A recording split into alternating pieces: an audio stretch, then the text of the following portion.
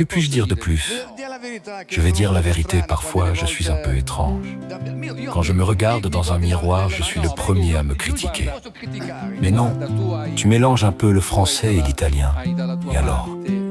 Ne t'inquiète pas, dis ce que tu as envie de dire naturellement.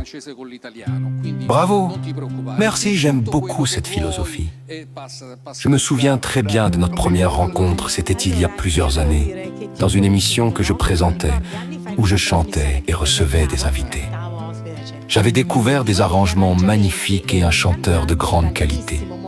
Tu avais également présenté plusieurs artistes talentueux que tu avais produits. Dès le début, on voyait déjà tes deux facettes.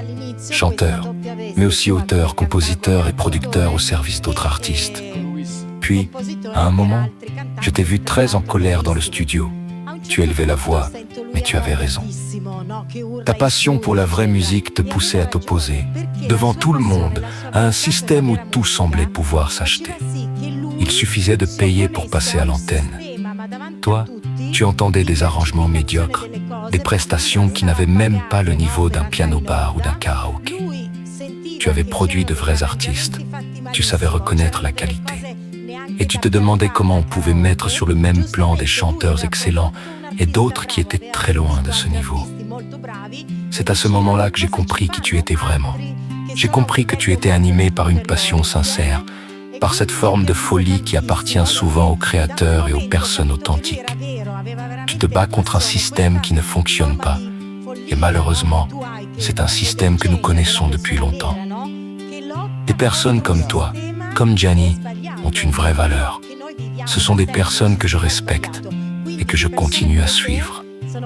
Parce que les autres ne servent à rien, vos paroles me rappellent beaucoup de souvenirs. Des souvenirs d'il y a 15, 13 ou 10 ans. Oui, cette émission a vraiment existé. J'appréciais énormément le directeur et toute l'équipe. Mais à un moment, j'ai dit, il faut arrêter. Sur 10 chanteurs, si 8 chantent faux ou si le son est mauvais, ce n'est plus acceptable.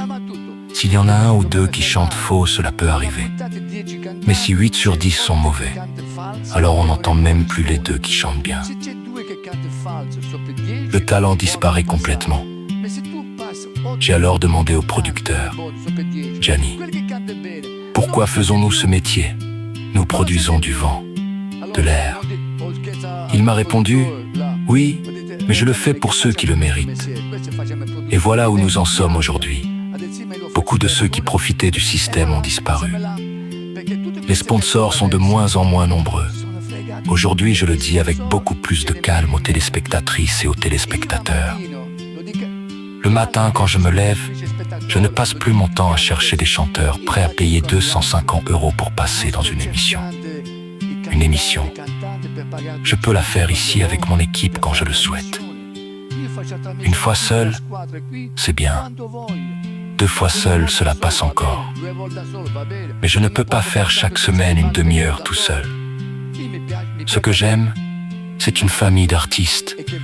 Des artistes qui viennent partager leur talent et apporter la preuve de leur travail. Mi piace avere la famiglia e che voi portate la prova.